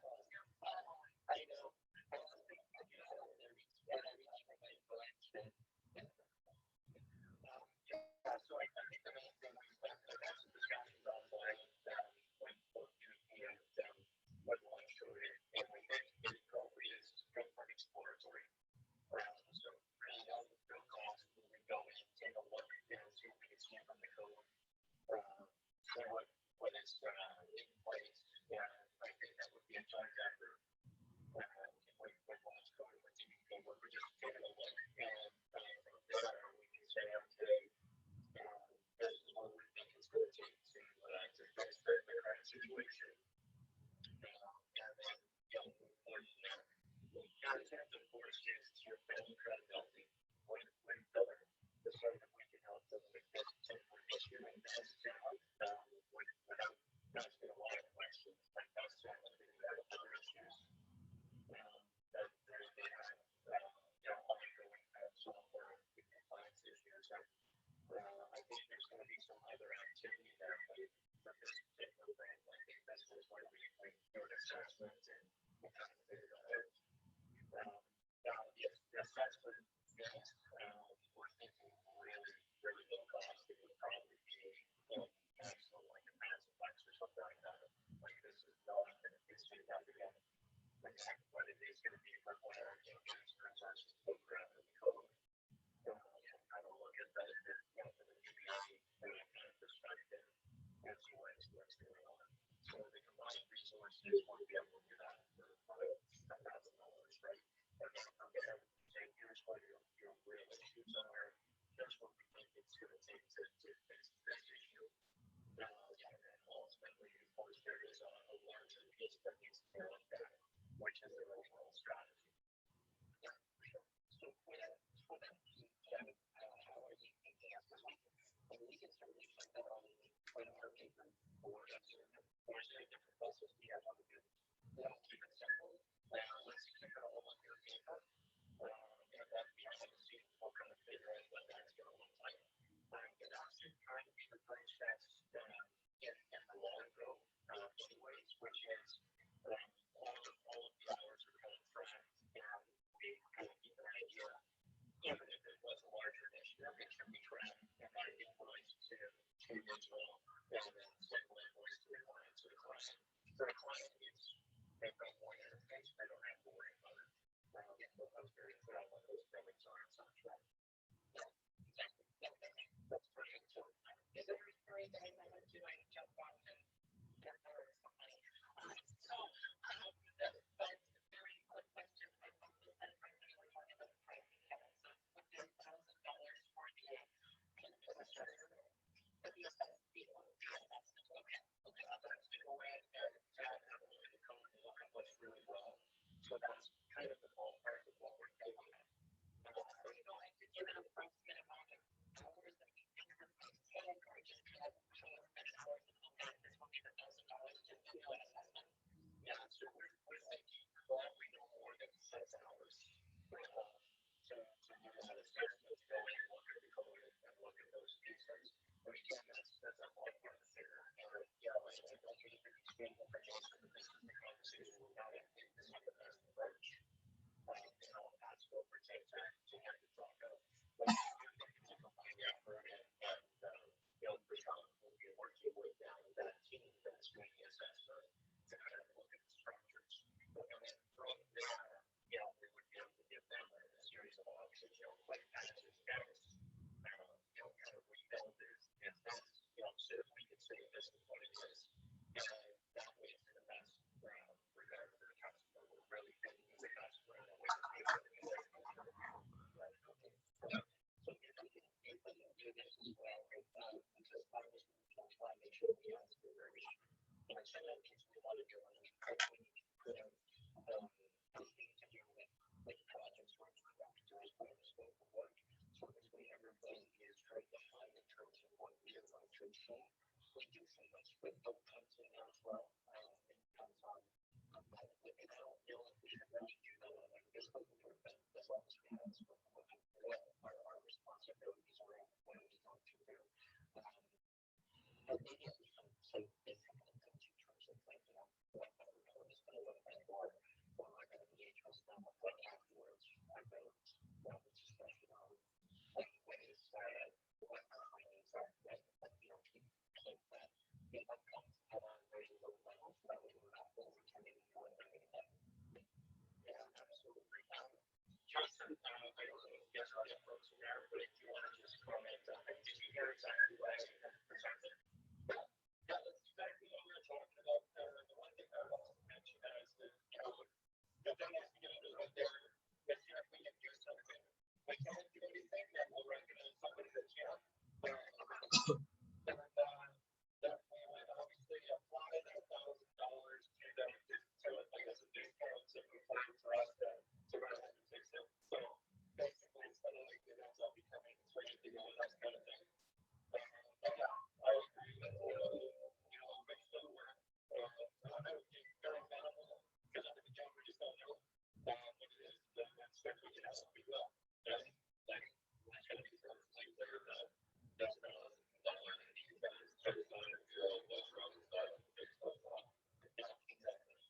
Yeah. Now, about this $1,000 and for 6 hours engagement, which is okay given the situation we are all in, and given that we are trying to enter here with this attractive offer. I'm okay with this, but at the same time, I was thinking that just to make Paul aware of the market situation and the effort that is required. So instead, instead of saying 6 hours, I would say we'll keep it as $1,000. No problem with that. But we'll say the realistic assessment would take about 15 hours, and we'll absorb all those things, and we'll put that it's a discounted price. So we are giving him almost like a 60% discount, because the original rate, if you take $1,000 by 6 hours, it comes to about $150. But we are giving you a discount because we want to earn your goodwill and help you here.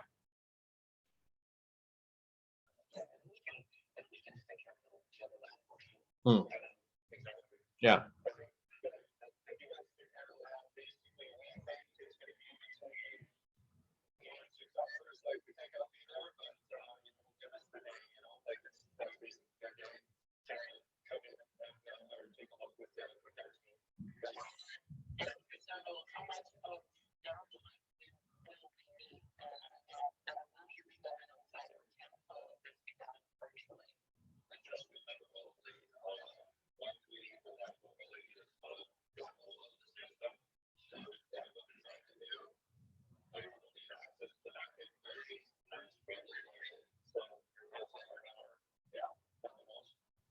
Yeah.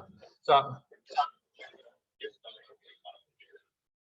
no, I think we should not talk about 6 hours or whatever it is, because the work expands, right? Like we will just talk about $1,000, and this is we are giving you a discounted price, because like half an hour, 1 hour here and there, it will just fly. The 6 hours is nothing, right?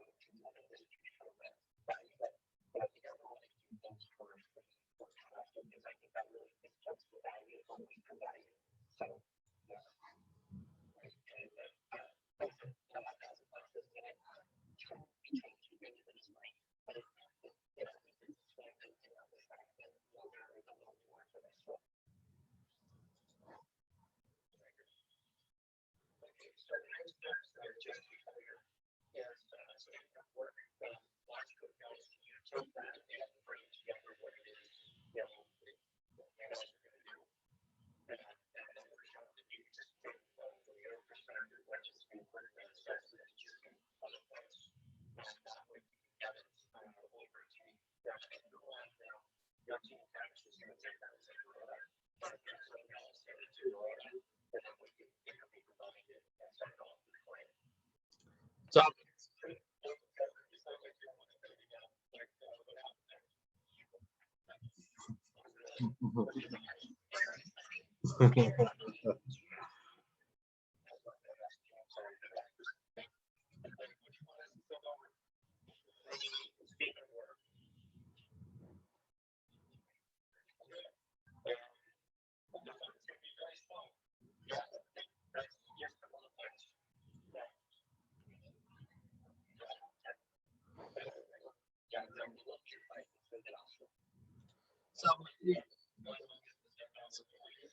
So some food for thought, like there would be a kind of a DBA work required here.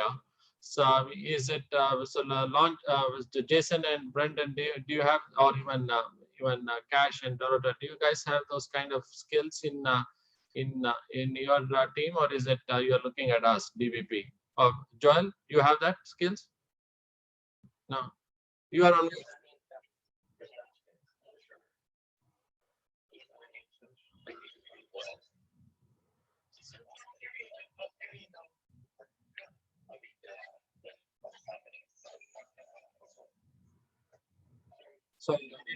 follow you.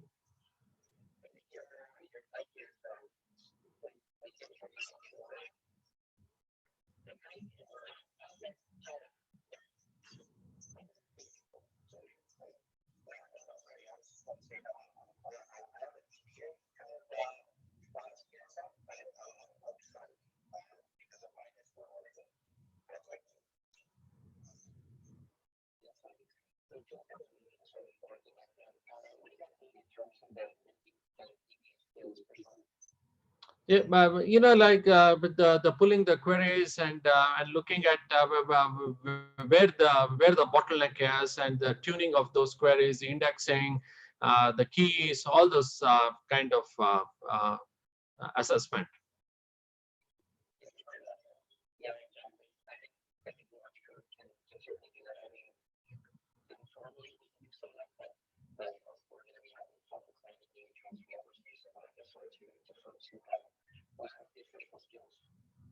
Okay. Okay, no problem.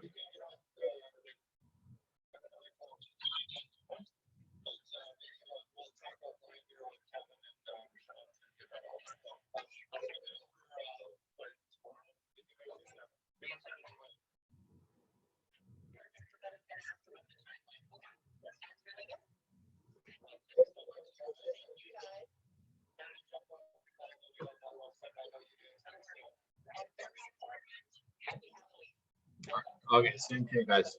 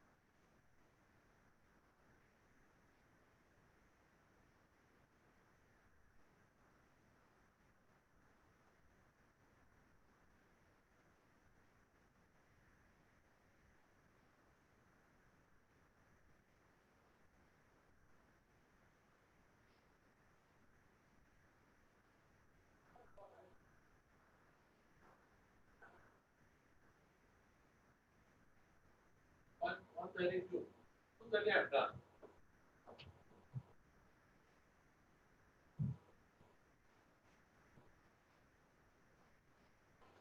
But this will not go for 30 minutes.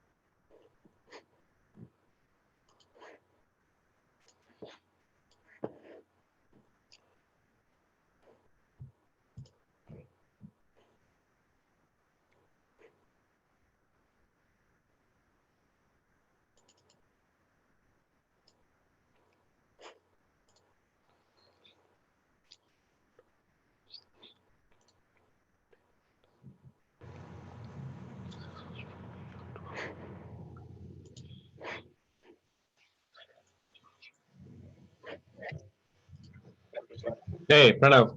Yeah, okay. Can you see me? Okay. Yeah, good. How's it going?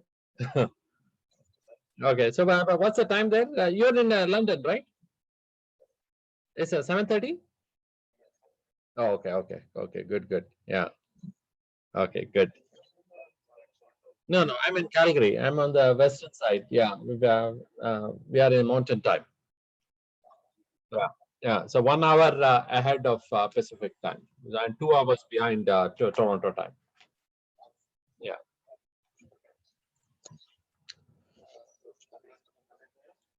No, it's okay. In the morning, it is. I have one more call after this, and then I'm done. Then in the then in the evening, I'm teaching at University of Calgary. So after between 2:30 to 5:30, it's no meetings. So it's like a preparing for the teaching, right? So I have blocked my calendar for that. Or else it's difficult to straight away get into the class without preparation, right? Yeah.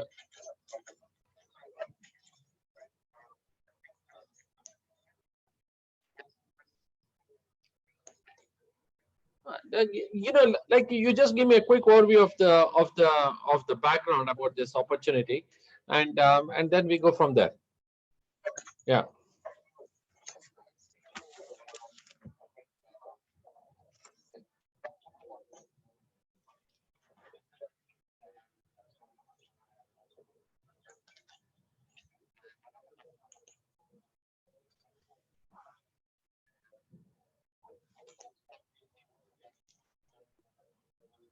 Hmm. Hmm.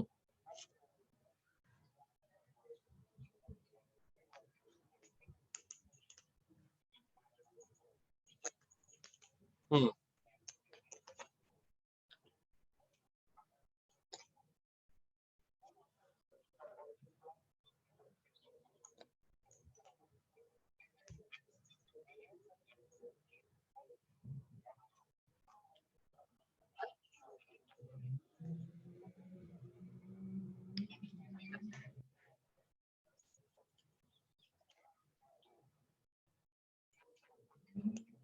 Hmm.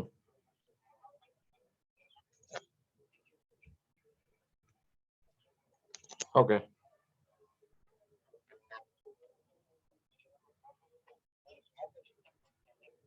Huh.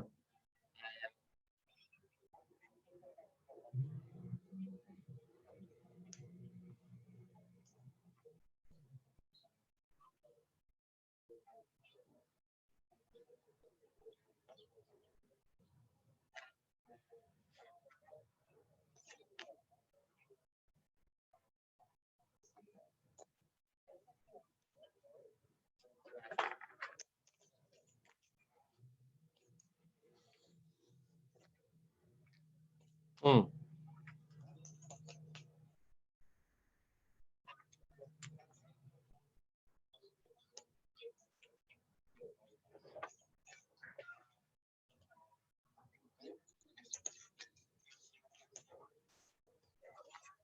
Yeah.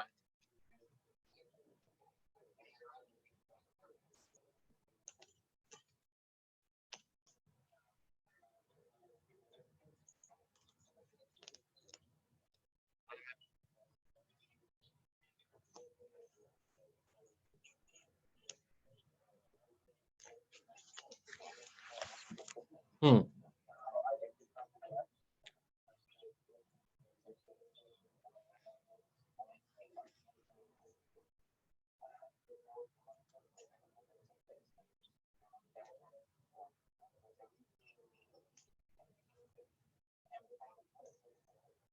So this one, Pranav, this benchmarking and recommendation is on the existing data lake, or is it on the data monetization opportunity? Data. Okay.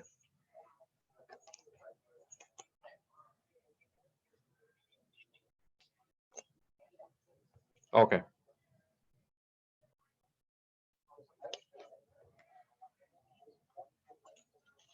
Yeah. Yeah.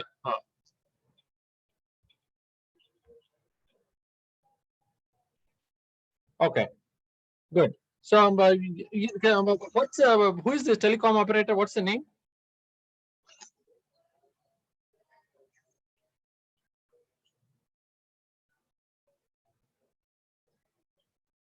So it's called Vietel. VIETEL. TTEL. Okay. Okay. Okay. Good. One thing. So, is there apart from me? Have you reached out to anybody else to help you with RFI?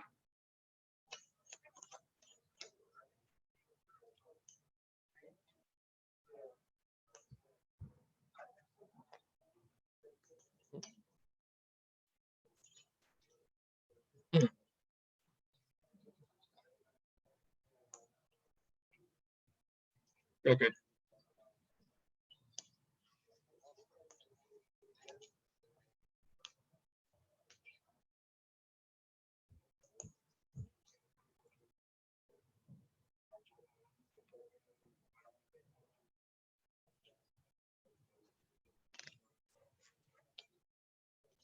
Yeah. Yeah. Okay.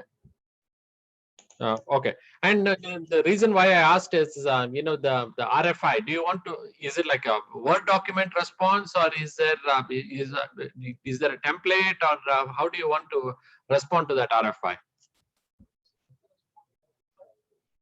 Okay. And have you done anything on the slide? Do you have the version 0 of the slide or version 1?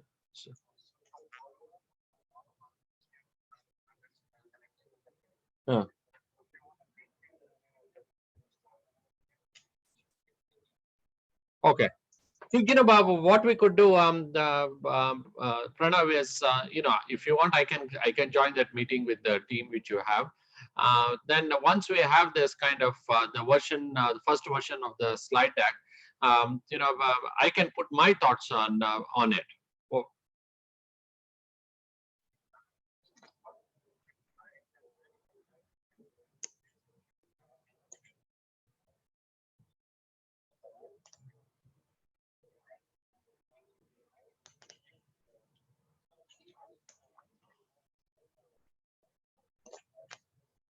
hmm.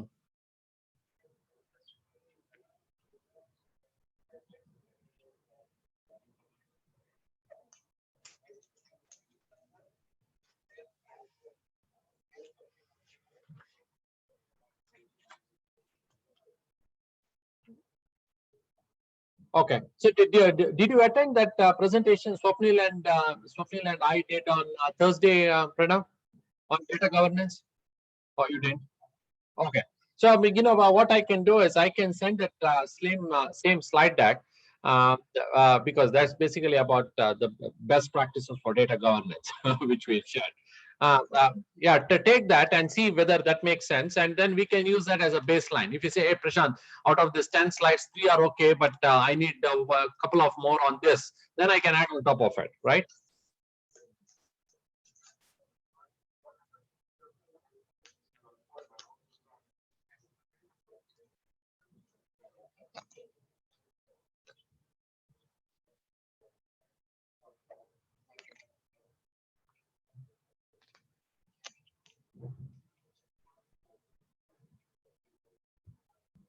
So yeah.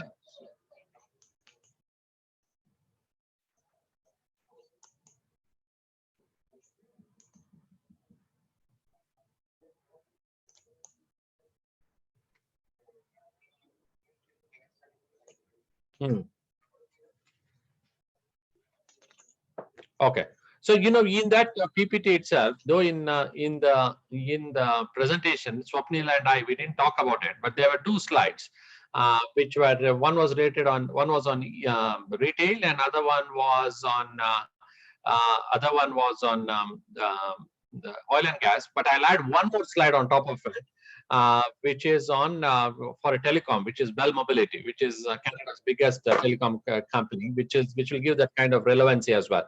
So we have one on oil and gas, one on retail, and one on retail, all on different aspects, but all the same common theme is data governance. So I will add that slide also and send it to you.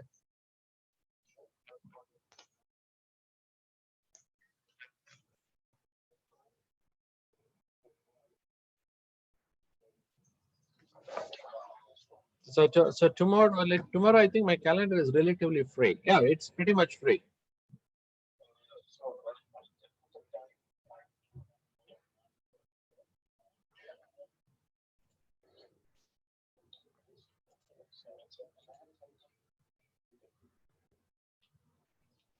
So that should be pretty much very early morning, right?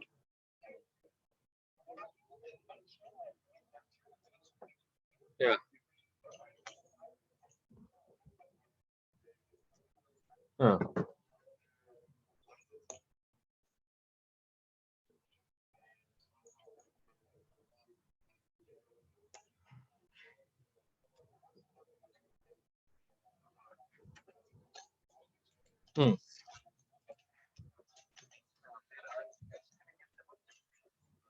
Sure.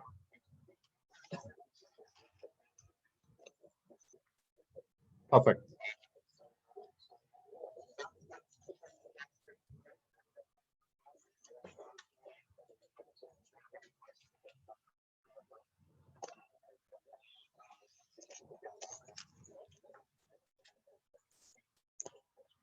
Yeah.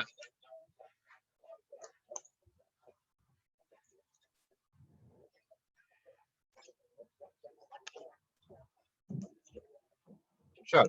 Okay.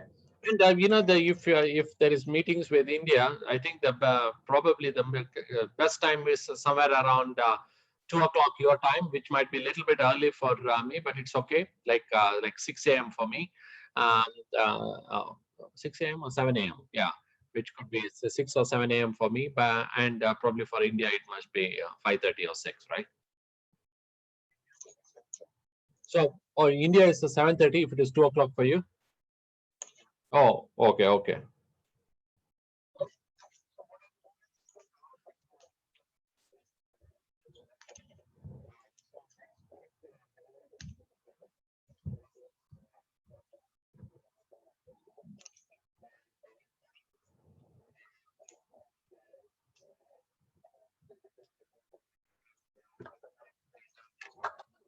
Hmm. Hmm. Okay, no problem.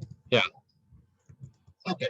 So I'll send some materials by the end of the day today, Pranav.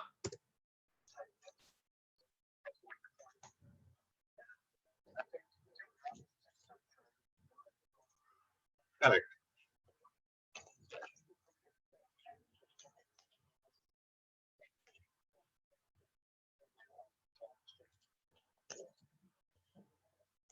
Okay, perfect.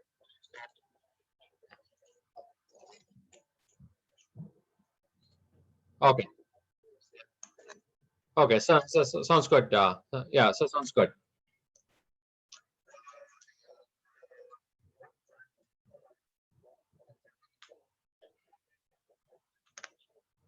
Okay. Perfect. Sounds good, Pranav. Okay. Okay. See you. Take care. Okay. Bye bye.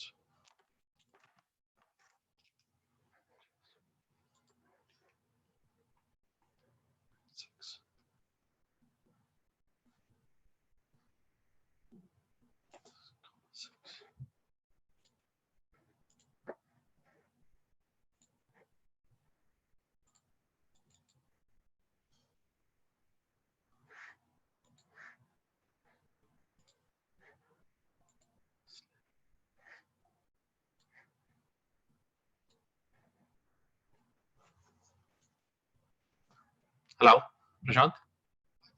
Yeah. Okay. Is it okay, Ron, or should I wait? Should I call you back? Yeah. Okay, okay. Okay, good. So, Ron, I sent you the two-pager proposal. Did you get a chance to look at it?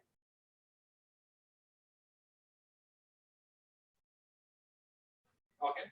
So, or else, Ron, do you want to do a Zoom call? Probably we can share and make some changes if you want on the call itself. Is it okay? Okay. I'll send you the Zoom link to your email ID in 1 minute. Okay. See you soon.